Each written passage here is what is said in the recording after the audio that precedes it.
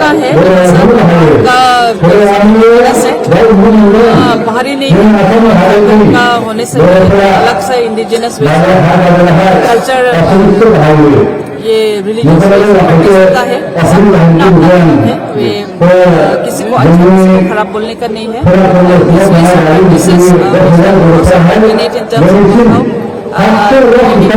of 5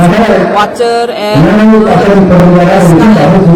sun if I'm not mistaken वो सबको लेके जैसे from generation कंटिन्यू करने ये रहेगा कि सरकार का तरफ से बढ़ाओ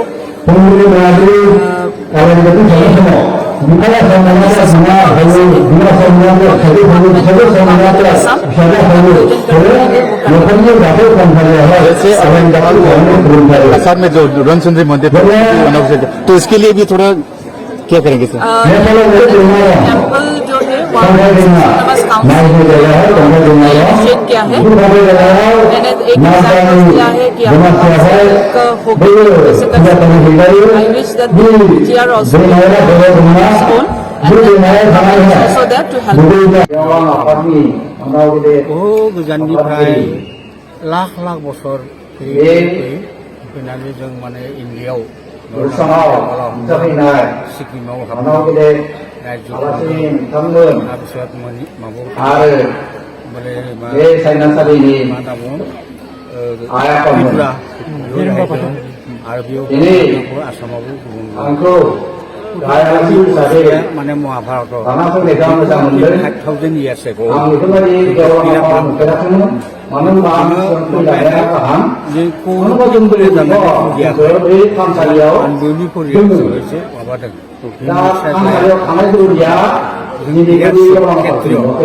दा बेनिखायनो दा भारतबर्षआव जाति माने ब्राह्मण क्षत्रिय वैश्य आरो बेनिफ्राय क्षुद्र दा ओरैनो बेनिखायनो हिन्दुनि जितु धर्मशास्त्र बा आयेनारियावहा बिसोर बुंलाङो बिसोरखौ क्षुद्रबो बुंनो हाया जुद्धबो नांगौ रायजो खुङो बेयाव गोलैयो बिसोर माने आबादबो मावो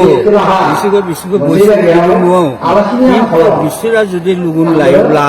बिसोर जुदि उपनयन थायोबा बिसोरखौ बामनाव बे बुंलांदों बेनिखाय आरो तिथि होननाय मोनसे रिथिया बुंदों अबसे दा बिथाङा दा बे उपनयन लायाखै बिसोरो माने खेत्रिय बिसोर खन्द्र नङा बिसोर निस नङा जिनिसा बेनो बे धोरोमखौ जों गोबानानै बेनिखाय मा बुङो गोजाम जिनिसाव गोदान मडार्नाइज खालामदों अरिजिनखौ नागाराखै अरिजिनाव जों माने मडार्नाइज खालामदों इन्टारनेसनेल लेभेलाव लांनायनि बेनिखाय फरेन कान्ट्रिफोराव बुंदोंमोन ब्रिटिशआ जों 200 बोसोर राजत्व खालामदोंमोन बे हारियाबो बुंदोंमोन बे बिथांमोना मोसानाया बुंदोंमोन बिसोरखौ बुंदोंमोन मा हारि बिसोर इन्टारनेसनेल माबा जियानो जाथों माने बे थानसालिया बे बेटिक्रम बे मडार्नाइज खालामदों बधय बे बाथौ थानसालि दङ बेनि गेजेराव उत्तम टुरिजिमनि स्कप दङ बेनिखायनो अननानै 10 बिगासो हा टुरिस्टफोर थानाय गेस्ट हाउस बे खाथियावनो मन्दिराव गायनानै न' लुनो नाङा गोजानाव बे दा बुंदों इन्टारेस्ट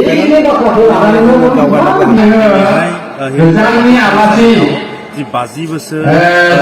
फरायसालि गायसननाया दिनैहाय आङो आरो नैथि मंगलबार एसेबां गाहाम हामलायनाय हरदों दिनैहाय बिटिआरनि गाहायाव बेखेवनो गोनां हायै जाहोननि दिनैहाय मेलौखौ लानो हायाखिसै दा बेवहाय आसामनि मन्त्रि मानगोनां